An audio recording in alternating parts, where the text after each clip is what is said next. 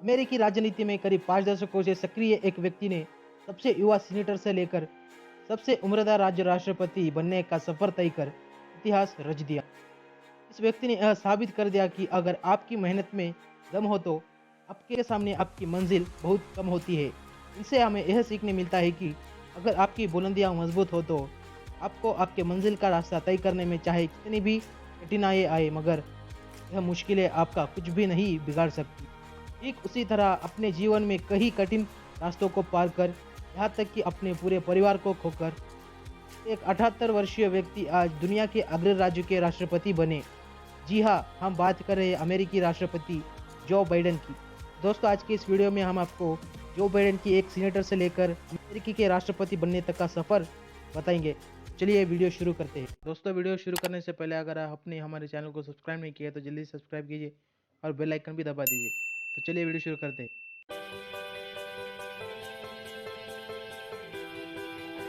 दोस्तों, दुनिया के सबसे शक्तिशाली राज्य का राजा कहलाना कोई आम बात नहीं। इस मुकाम को हासिल करने के दौड़ में काफ़ी लोग अपनी ज़िंदगी दांव पर लगा देते हैं।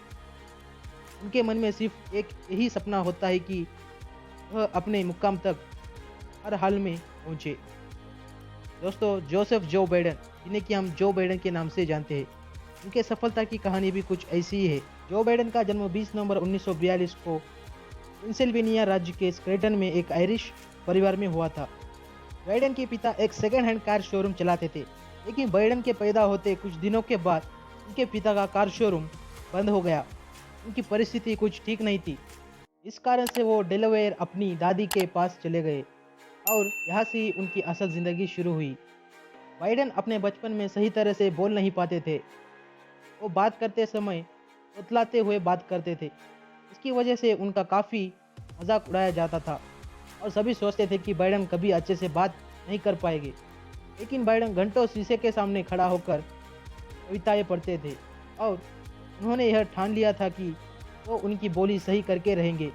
इसी तरह वो कई दिनों तक सीधा बोलने का प्रयास करने लगे और वह इसमें ऐसे सफल हुए कि अब वो बड़े बड़े यूनिवर्सिटीज़, बड़े बड़े कॉलेज मोटिवेशनल स्पीच देने लगे।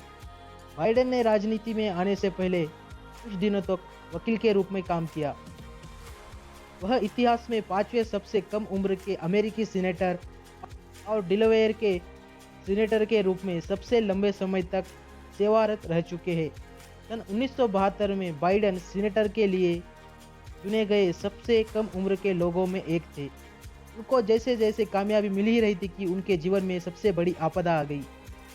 उनकी पत्नी और उनकी बेटी का एक रोड एक्सीडेंट में देहांत हो गया। इस गम से निकलकर बाइडेन 1988 में राष्ट्रपति चुनाव के रेस में उतरे, लेकिन उस समय उन पर साहित्यिक चोरी के आरोप लगने की वजह से उन्हें पीछे हटना पड़ा।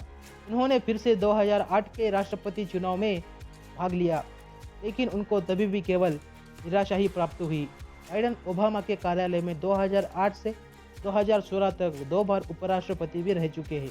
2015 में बाइडेन ने अपने सबसे बड़े बेटे को खो दिया था और उस सदमे से बाहर निकलकर राष्ट्रपति बनने का सपना संजोए डेलावेयर के आने वाले दिग्गज नेता बाइडेन को सबसे बड़ी सफलता उस समय मिली जब वह दक्षिण कैरोलिना की डेमोक्रेटिक पार्टी प्राइमरी में 29 फरवरी को अपने सभी प्रतिद्वंदी को पछाड़कर राष्ट्रपति पद की दौड़ में जगह बनाने में कामयाब रहे। वाशिंगटन में 5 दशक गुजारने वाले बाइडेन अमेरिकी जनता के लिए एक जाना पहचाना चेहरा थे, क्योंकि वह 2 बार तात्कालिक अमेरिकी राष्ट्रपति बराक ओबामा के कार्यालय में उपराष्ट्रपति भी रहे थे और इसी तरह कई कठिनाइयों का सामना कर 74 वर्षीय ट्रंप को हराकर जो बाइडेन अमेरिका के 46वें राष्ट्रपति बने। दोस्तों, जो बाइडेन हमेशा एक बात कहते हैं, there is always hope, there is always hope. और यही वो बात है जिसकी वजह से बाइडेन आज दुनिया के सबसे शक्तिशाली देश के राष्ट्रपति बने।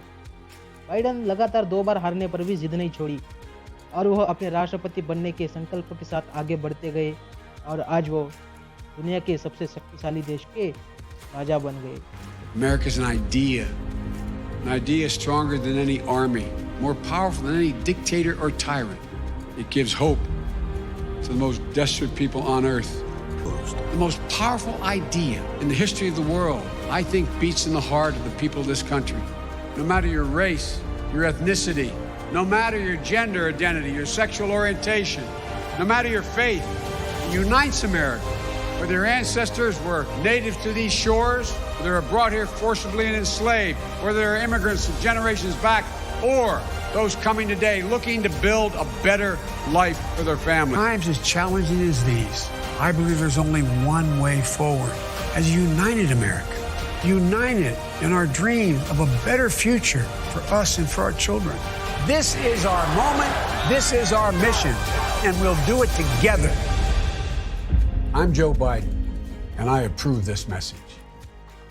दोस्तों हमें जो बाइडेन से यह सीखने मिलता है कि अगर हमें किसी चीज़ को पाना हो तो हमें उसके लिए जी तोड़ मेहनत करनी चाहिए। अगर हमारी मेहनत सच्ची हो तो हमें हमारे लक्ष्य तक पहुंचने में कोई बाधाएं नहीं रोक सकती। दोस्तों आज के वीडियो में बस इतना ही। वीडियो अच्छी लगी हो तो लाइक कीजिए और हमारे चैनल को सब्सक्राइब करना मत भूलिए। मिलते हैं अगली वीडियो में।